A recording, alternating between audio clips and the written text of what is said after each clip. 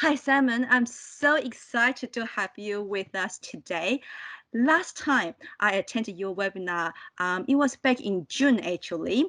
You talk about how to unleash one's potential and live an extraordinary life. I was really inspired by that particular presentation, and you'll be very pleased to know that I have since adopted self your teaching myself. Fantastic, Susie. Great to hear.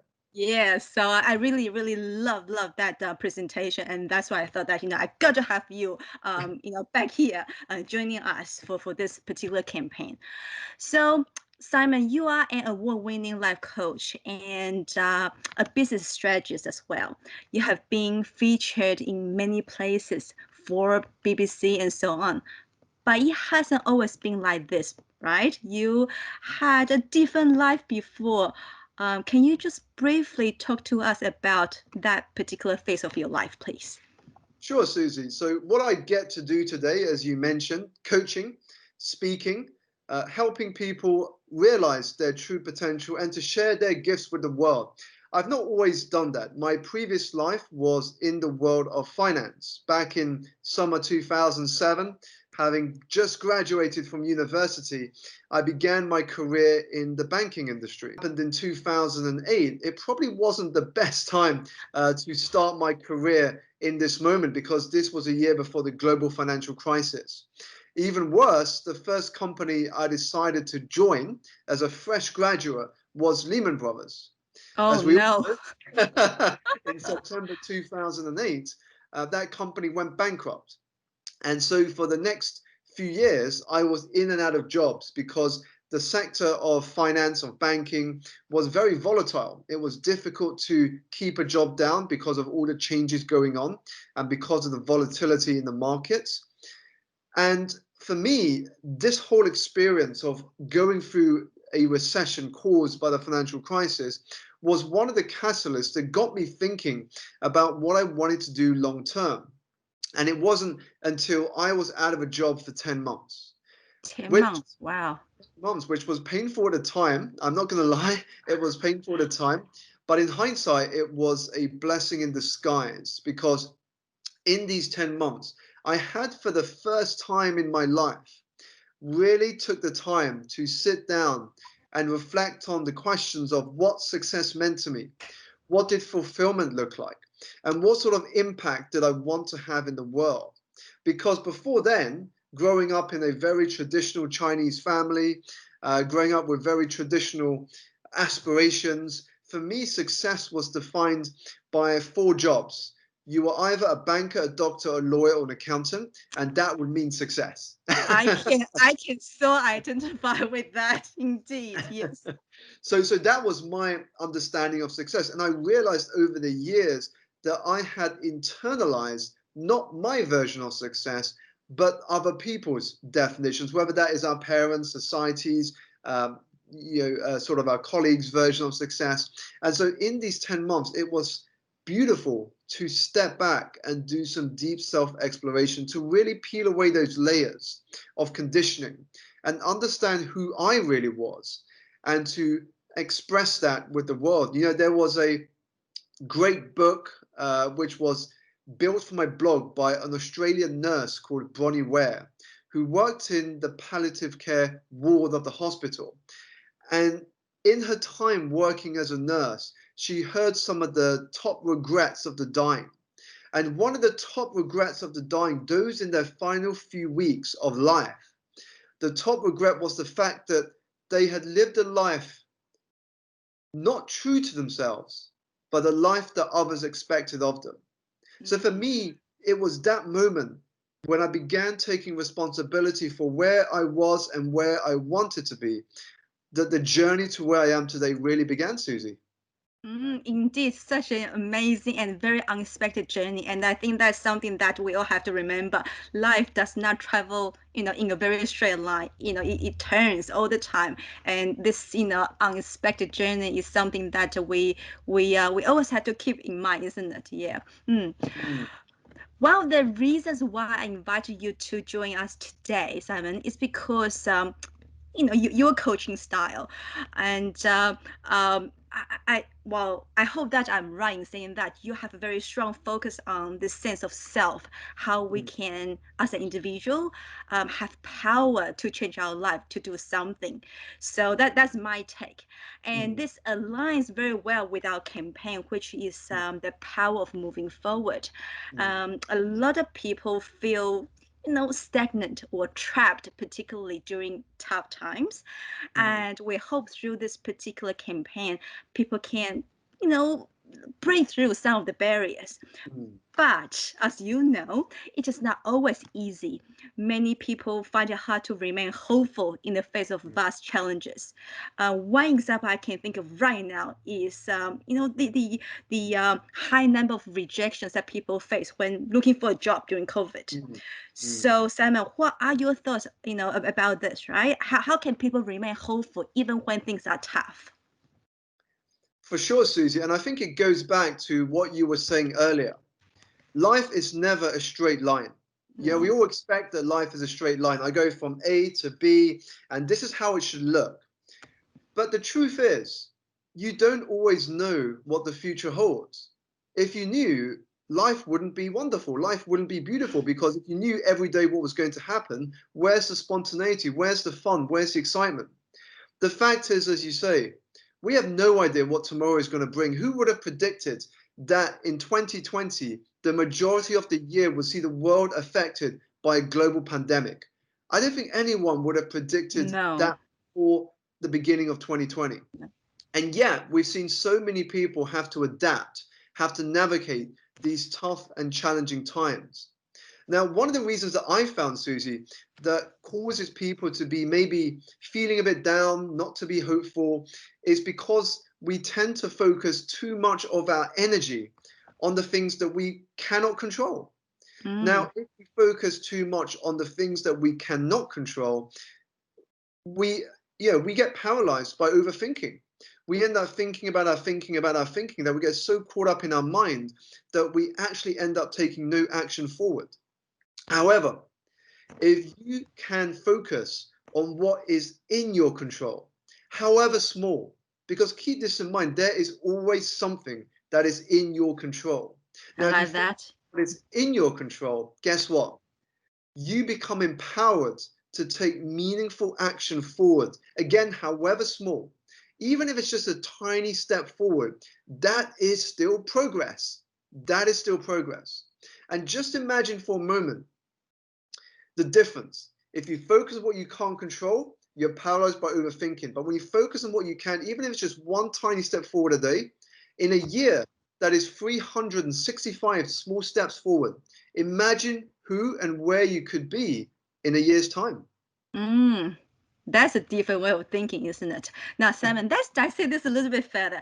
Let's just use a very practical example, the example that I Mm, have just given. Say I am a young professional, and mm, unfortunately, I lost my job during this COVID crisis.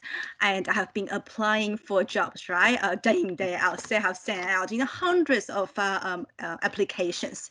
Okay, so could you give us some of the perhaps practical small steps that we could potentially practice to get ourselves into a better mindset? definitely, definitely. So if I take what I mentioned just now about focusing on what is in our control, I'm also going to bring into this, Susie, a bit about how we can shift our mindset. Because what is important to understand is that there is never just one way to interpret or view an event. There are multiple ways to view and interpret an event. So if something unexpected happens, rather than saying things such as, why me? Why has this happened? This is bad. This is negative. A better way to reflect on an event such as being made redundant or losing a job could be something as simple as, what else could this mean? What else could this mean? Now, that question begins to open up your mind to see the same event through different lenses. You know, when I went through Lehman Brothers and I was out of a job, and then I was in my second job and I was out of a job again, I was out of a job Mm, 3 or 4 times in a matter of years. I kept saying to myself, what is the lesson here? What else could this mean? Now, eventually, the answers came to me. Maybe I wasn't meant for employment. Maybe mm, I'm not meant to be an employee. Maybe there is more to the world than working for someone. And so for me, that sparked an interest in entrepreneurship. Now, when we talk about getting rejections and applying for jobs, we could also think of the fact that, again, what else is this telling me? Now, what we can do with the extra time that we have. So if I was in that position, one of the first things I would do is I would think, well, suddenly I've got this extra time. How can I start upskilling? How can I Mm. start building relationships with people in the industry that I want to work in? Maybe I'll take time to reflect. Now I have space. Now I'm starting with a blank canvas. What is the sort of career I want to be successful in? Who is the person I want to become? Who can help me get there? What are the sort of roles that would help me achieve those goals that I have in mind? And to think strategically. Often when we lose a job, when we're made redundant, the first thing we do is we just go straight to the application without thinking strategically as to, well, what is it do I really want? How can I use this time to be better, to improve my skills, to be more valuable on my CV? Because the first thing that comes to mind is I need a job quick. Yeah, it's It's like, that that desperation, isn't it? exactly. Yeah. It's like when you are in a relationship and let's say you've gone through a breakup and suddenly you want to go into a relationship straight away again. Sometimes we call that a bounce back relationship. Yeah. Yeah, you want to go into a relationship straight away again, but it's not because you like the other person necessarily. It's more because, well, you just want to have that feeling of being in a relationship again. But often that time away can give you beautiful moments to reflect on what is it you really want to do, just like it did with me. Remember, I mentioned earlier, I had this 10 months out where I was reflecting on what did success mean to me, what sort of impact did I want to have, what did fulfillment look like, and I began taking action, really tiny steps on the things I could do. And now, rejection isn't always a bad thing. That's something else to remember as well. I mean, if it is something that means something to you, so let's say you are applying for roles that you really want to work in, or if you are a business owner, entrepreneur, and you are trying to get sales and you are getting rejected again and again and again, we need to put that into a positive light because the very fact is this: you will not always get a yes.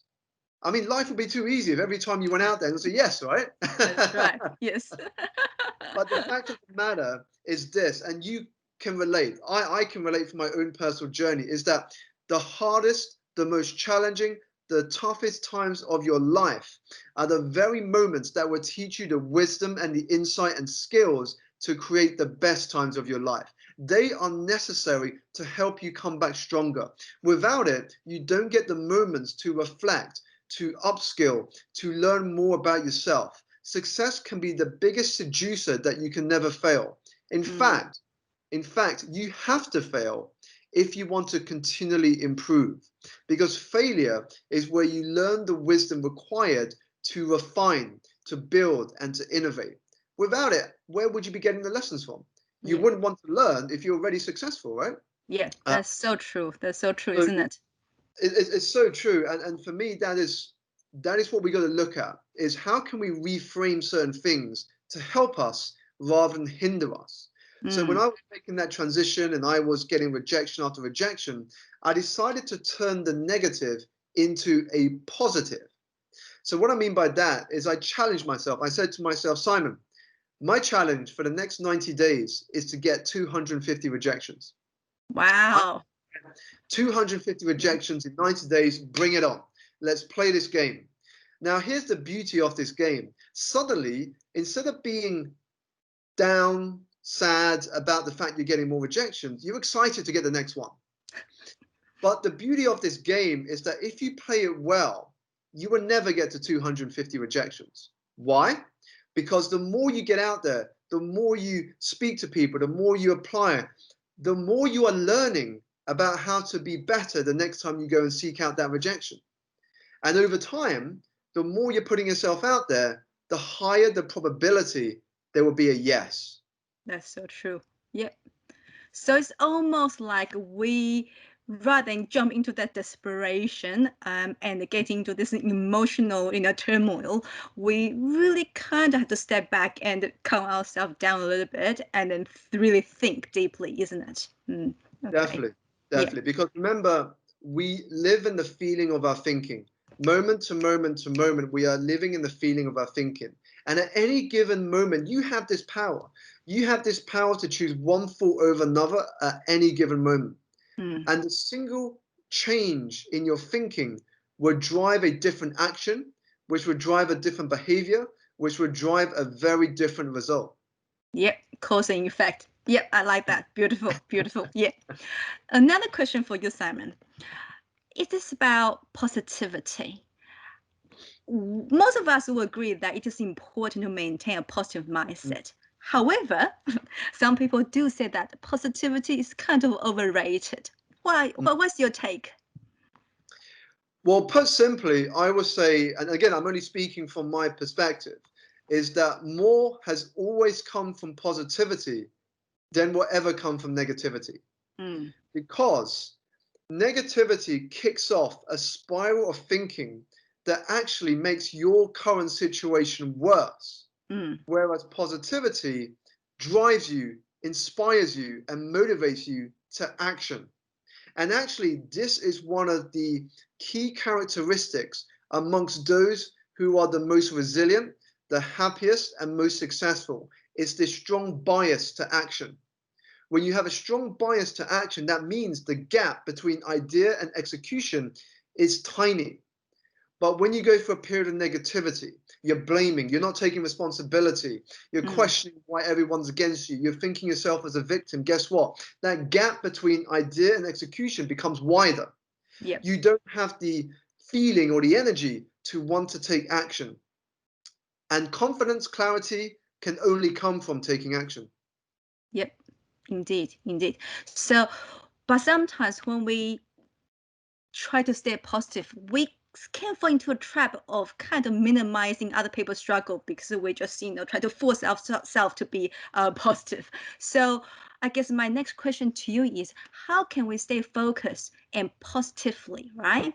But Mm. without losing our empathy for other people's struggle, because just look at what we are experiencing right now. A lot of people are struggling, and at the same time, we are trying to say that yeah, things will get better. We're trying to stay positive, but then how can we maintain a bit of balance without losing our empathy? Definitely, definitely. So I guess there's two parts to the question, Susie. On the one side, it's to do with the mindset. So, the mindset, what I mean by that is we have the ability to choose how we see the world. We Yep. don't see the world as it is, we see the world as we are. So that Mm, is why for some people, they see the world as good. Some people see it as bad. Some people see an event as happy. Some people see it as sad. So that's the first part, is mindset. Understanding that you have the power to choose how you interpret and see an event.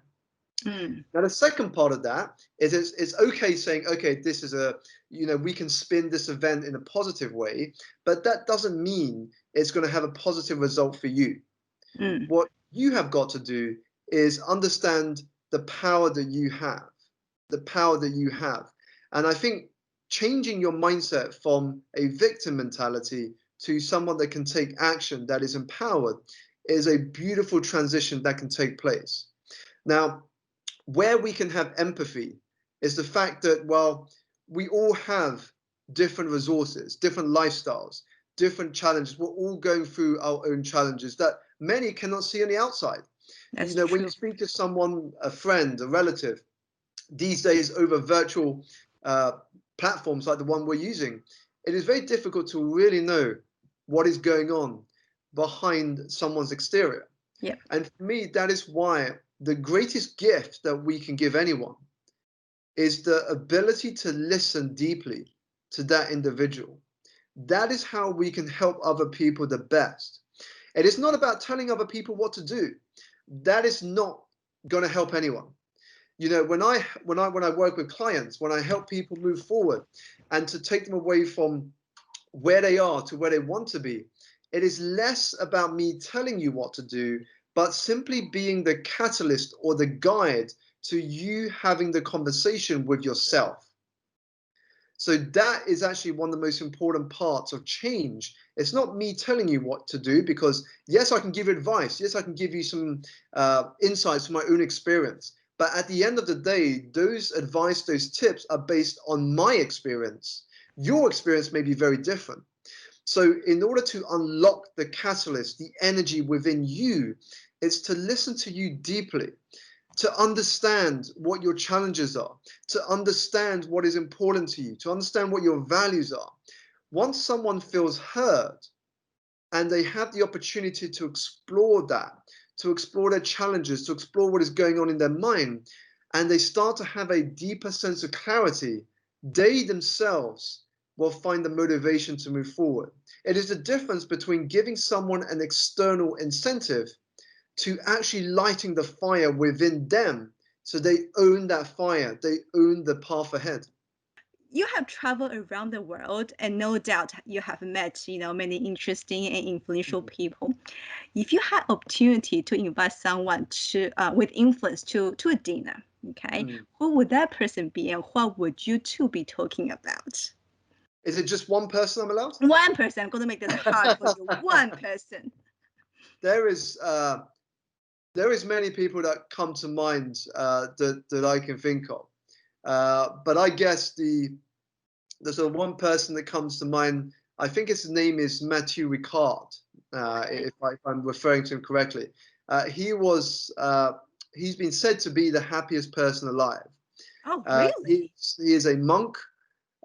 He is a French person who moved to Asia to understand about Buddhism, and he's known to be the happiest person alive. And I guess the way they measured that is by putting these sort of monitors on his brain and to basically measure the Wow. sort of activity going on as he meditated and the thoughts that he had. And what they discovered was his level for compassion, his level of being calm, his level for using all parts of his brain was unprecedented. And that's what resulted in that sort of title they came to give him. And so for me, it would be to sit down, have a conversation with him. I can imagine it would be a very deep, insightful, uh, long conversation filled with nuggets of wisdom that I could not only embrace, but I could almost help me navigate my own life forwards, to learn Mm. from someone who's dedicated their entire life to this sort of understanding. Based on your reading, do you think that his ability to stay calm and stay true to himself and have so much compassion for the world, for people around him, um, do you think that it has a lot to do with the practice, meditation? Definitely, I would say meditation is one of them. I mean, if you boil down what meditation is simply practice in attention management. It is Mm. your ability to bring your attention to the present moment and to simply be one with this very single moment. Because too often our minds are busy. We are either living in the past or we're living in the future. If we're living in the past, we feel depressed. If we're living in the future, we feel anxious. And so, if we're able to be in this moment, Yep. literally enjoying this moment, bringing Be our senses to present. this very Yeah. moment, then I Mm. think that is what helps us bring compassion, is what helps us bring this sort of sense of calmness. Again, Mm. the reason why we tend to be less calm and stressed is because we're worried about things that may or may not happen. Mm. Uh, but in the present, that is all that we have control over. The Mm. only thing we have control over is this present moment. It's like there's a saying I came across, Susie, that noted that too many of us live as if we are never going to die, and then die having never really lived. Mm. Yep, I think I heard that before as well. Mm. Simon, thank you so much for your time today. I feel that we can benefit from more of your experience and insight. If people want to connect with you, what's the best way for them to do so? Sure. So the best way that you can connect with me is by having a look at my website. So that gives you a better idea of what I do and the work I'm involved in. If you are on social media, I'm on all the major platforms. So you can check out my videos on YouTube. You can connect with me on LinkedIn, Instagram, or Twitter. My handle on both Instagram and Twitter is at Simon Alexander O. And if you're also interested in the community that I run on Facebook, you can check out that via my website by clicking community. And just a final quick thought for you. Keep this in mind, that if you want to truly lead others, it begins with powerfully leading yourself first. Thank you. Very, very wise. I will make sure that we include those details, your website, for example, when we share this interview with people, so people can connect with you.